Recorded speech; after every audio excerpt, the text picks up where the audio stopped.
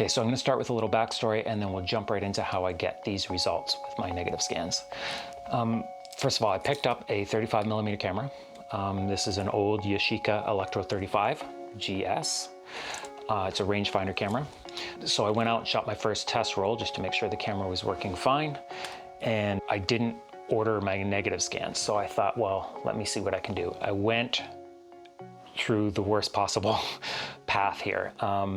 I thought, let me try. Everybody's talking about everybody. I mean, there's some advertisements online saying you can just use your cell phone and you can grab a negative scan that way. And because they talk about the high resolution of cell phone cameras now and how you can get some pretty good results with photos, and they just transfer that idea onto this idea that you're going to use an app and grab negative scans that way.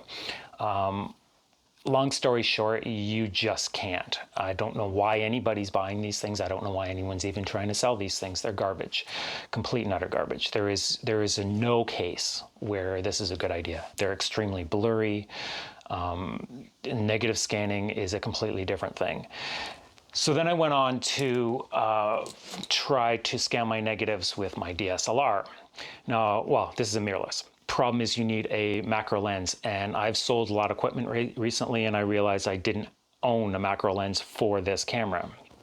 So I thought, well, that's not going to work, and that was a little frustrating. So then I remembered the concept that if you get extension tubes, so we've got these little extension tubes, there's one on here actually, then you can do macro photography with them.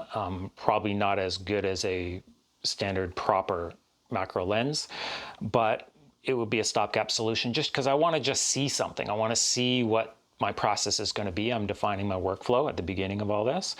I did take a couple of snapshots of some negatives, backlit, and I had to create, it wasn't a proper rig, it was just enough, and I even handheld it just to get it, just to see if this is even going to work. And it does, and it works fine, except that this is a really crappy lens. It's the 15 to 45 millimeter lens, and I got a lot of chromatic aberration, which you'll notice on the outer edges. I saw a little blue fringing on some of the pixels around the outer edges. So I thought, well, I don't need to be super picky with what I want to do with 35 mil is have a very natural, like embrace the flaws, but no, it's just too much. I was still going to deal with it and thought, well, maybe I'll work on, once I get everything level, maybe it'll be a little bit better.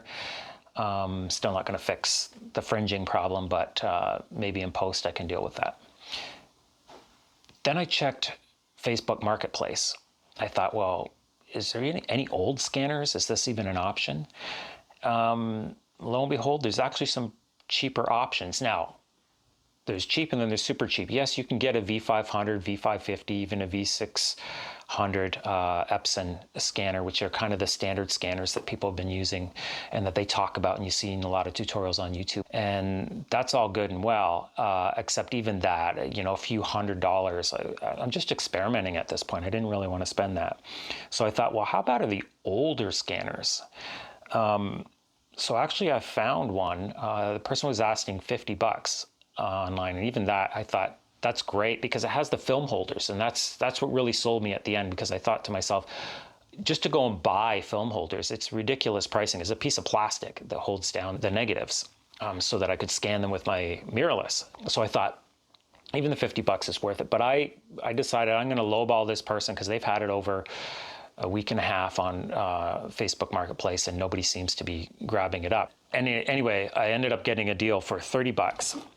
I picked this guy up. So it's an old Epson V330.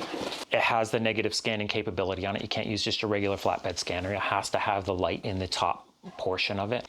And to my surprise, the scans are actually quite good. The resolution, the optical resolution on it is 4800 DPI. Obviously, because it's a flatbed style scanner, it does not have the chromatic aberrations that you would get off of a crappy lens on a cheap setup.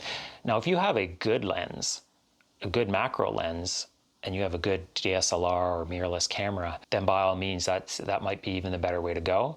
I just like the idea that the software does a lot of the work for you in this. Like when it scans a film strip, it'll actually identify what each of the frames are and scan those individually for you and crop them.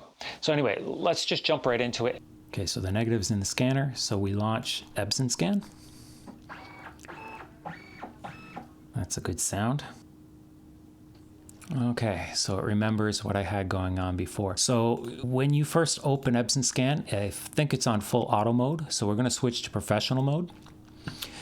Document type film, color negative film, and that way it scans just that negative strip.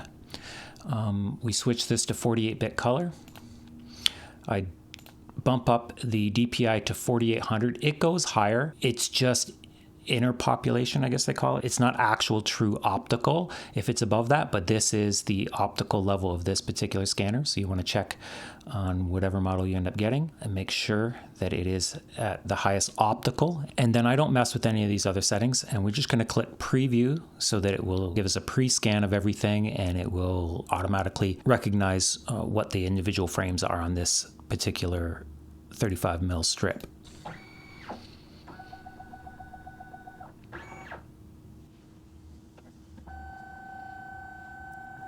See, as you can see, it's not doing the whole document.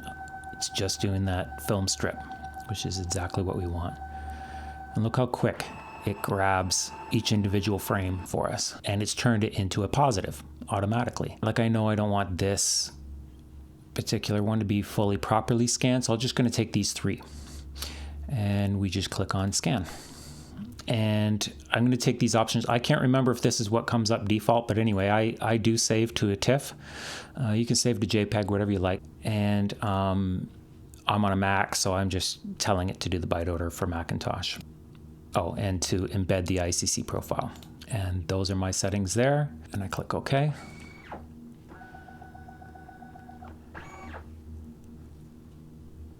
And like I say, it takes about 3 minutes per negative frame. On my computer anyway. Okay, so that's the first frame done. Now, here's a weird thing, and I don't know if it's just on my computer, but if your mouse isn't on focus on this progress bar, then it doesn't seem to want to jump to the next frame. I just click it once and it just jumps to there. So if I'm close by, that's great. The problem is if you want to do a batch and walk away and have a coffee or something like that waiting for it, it's only going to scan, I think anyway, I haven't done thorough testing, but I think it's only going to scan the first one. You kind of have to be present.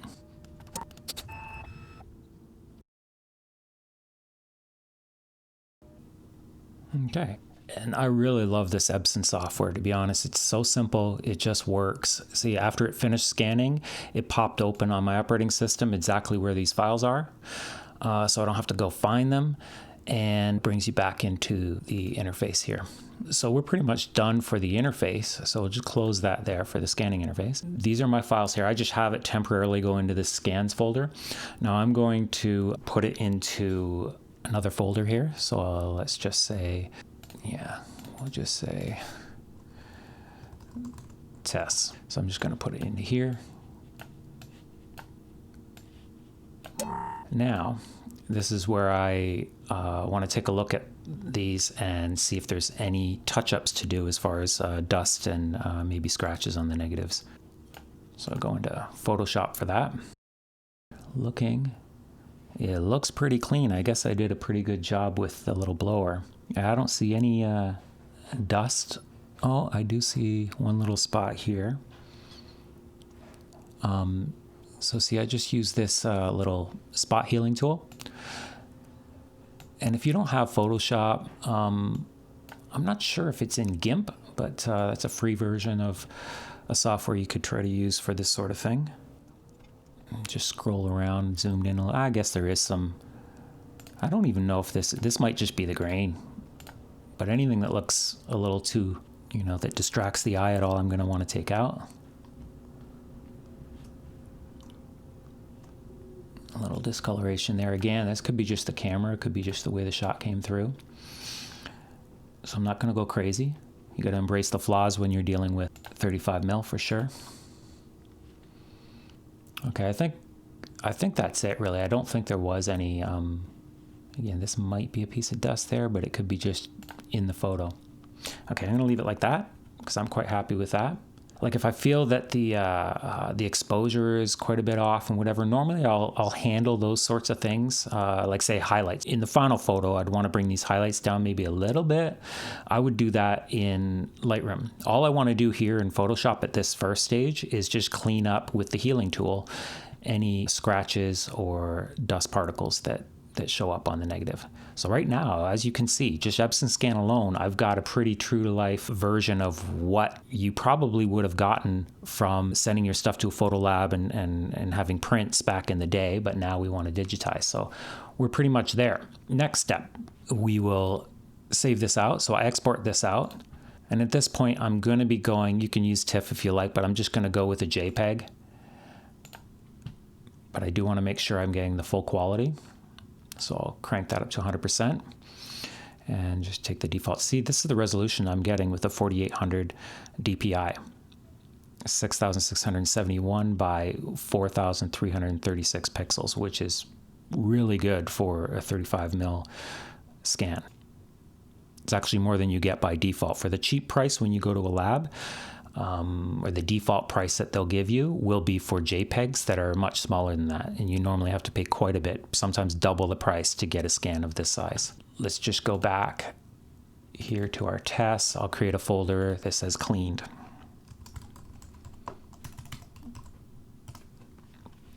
And just save it. And really quick, I will just do the same thing to the next couple negatives. We'll speed this up for you though.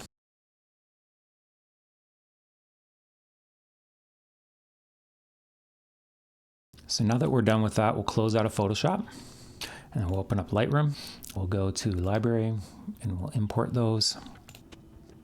Okay.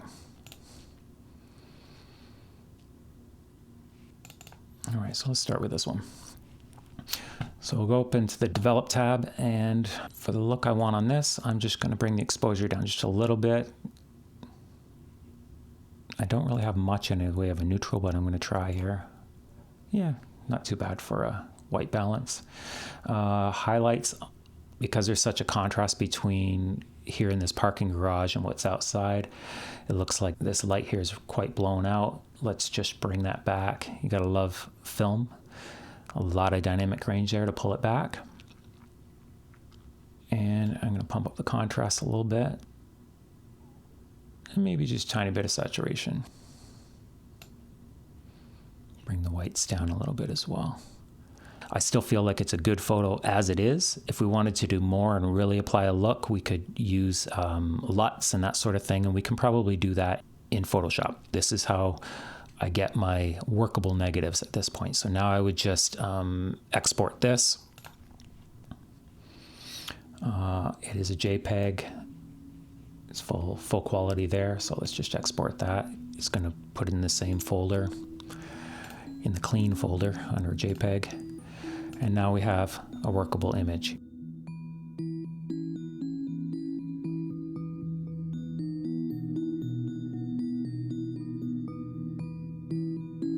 So it's worth having a look on Facebook Marketplace or Craigslist, whatever.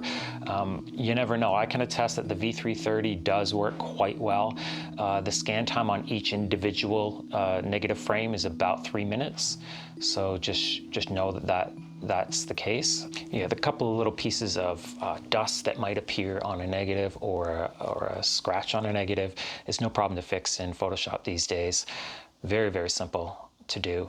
So it's all part of my workflow process. I'd rather just have Epson scan it, turn it into a positive, which it does that by far the best way that I've seen. Epson Scan seems to do a great job for that. The software I have anyway, I guess because this is older, I don't have automatic cleanup software for that sort of thing. But again, like I say, a couple little touch-ups on per negative is no problem for me. And that way I get closer to what is actually on the negative as far as color and contrast and the rest of it. So that's a great starting point. And like I say, if I want to apply a bit of a look, I can do that and that's no problem. Okay, to recap, my process is I use Epson Scan to scan the negative. It turns it into a positive automatically. I take that file, bring it into Photoshop. I do the couple of touch-ups for any scratches or dust marks because there's always some. Then I save that out as a TIFF.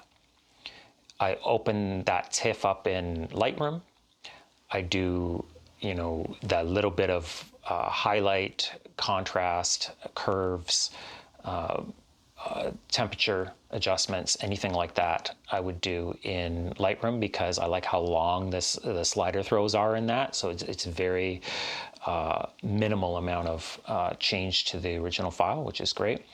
Then I dump that out, and then I have my file. And from that point, I can, if I want to apply a look, I can bring it back into Photoshop or bring it onto my mobile phone, which is, surprisingly, is what I do a lot of. And I'll use 3D LUT mobile and just kind of push in a little bit of a LUT. I don't use the whole LUT, but just to kind of push it in a direction.